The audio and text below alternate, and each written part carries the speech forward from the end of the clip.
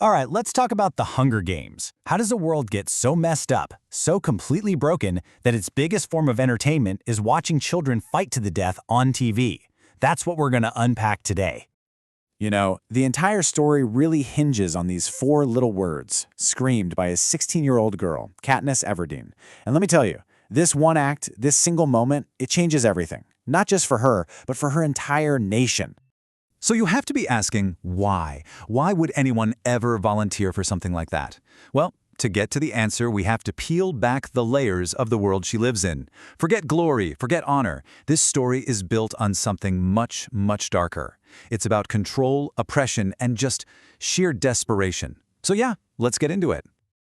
Okay, so our story starts in the absolute worst place you can imagine, District 12. It's the poorest, grimiest corner of this nation called Panem, and this is where we meet Katniss. But don't think of her as a hero, not yet anyway. Before she's anything else, she is a survivor, plain and simple.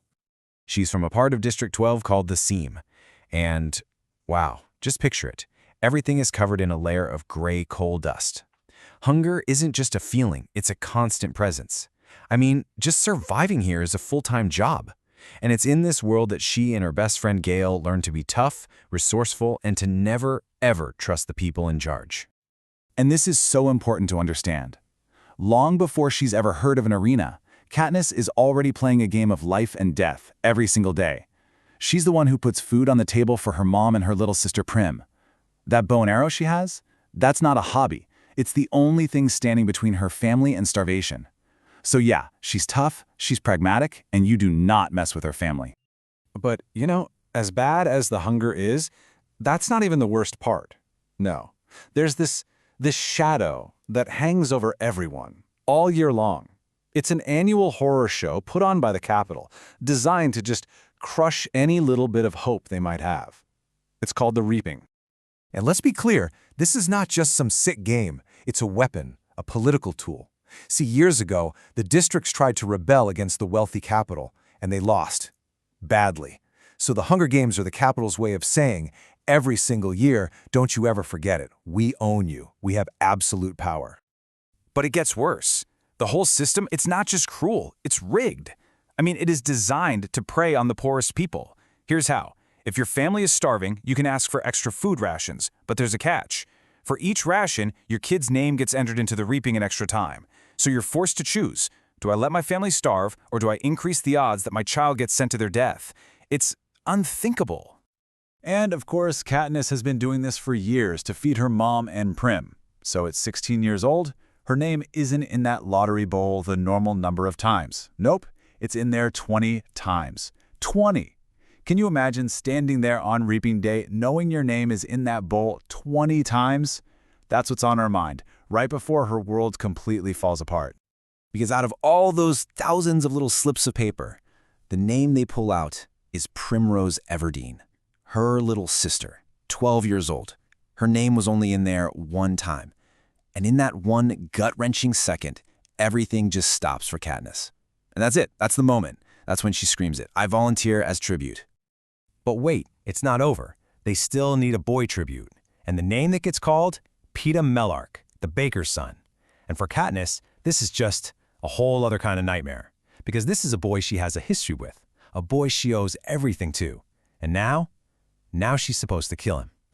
You see, a few years back, after her dad died in the mines, Katniss and her family were literally starving. One rainy night, a young Peeta saw her huddled outside his family's bakery.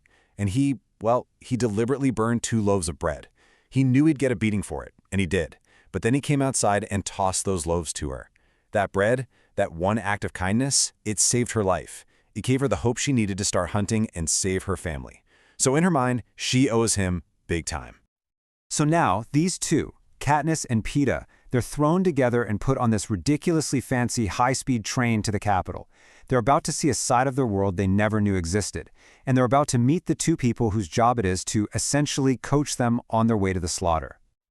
And the culture shock it's instantaneous. I mean, they go from a place where you might not eat for days to a place where you push a button and a feast appears.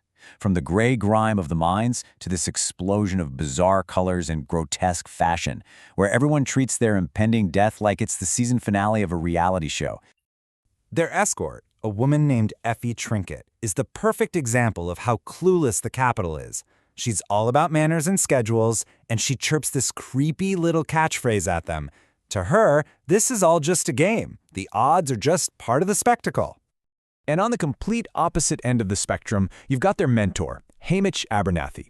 He's the only living winner from District 12, and he is a mess. A drunk, clearly traumatized by what he went through. His advice is blunt and brutally honest.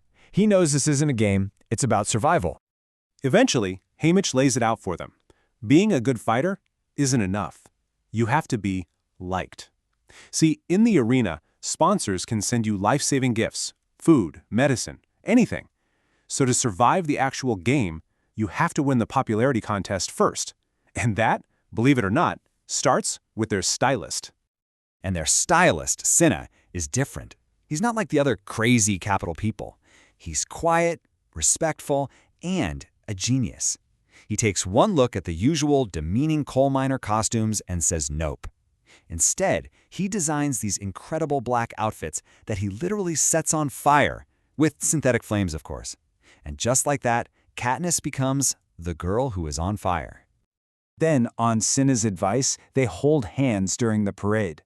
This one simple, defiant act of unity combined with the flaming costumes, it blows everyone away.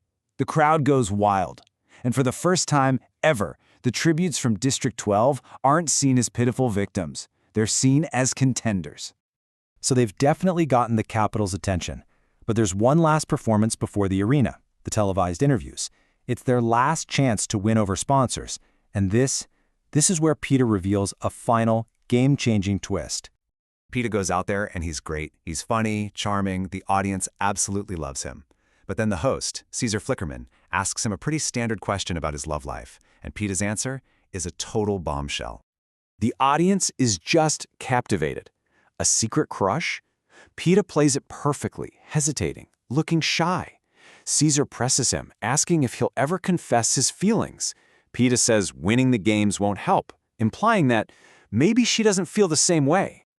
And there it is, the bombshell. Peeta Mellark is in love with Katniss Everdeen. With that one line, he transforms them from competitors into the star-crossed lovers from District 12. It's a tragic, irresistible story that the Capitol will devour. But is it just a brilliant strategy to win sponsors, or is it real? And what does this mean for two people who are about to be forced to kill each other? That question is what will define their fate in the arena.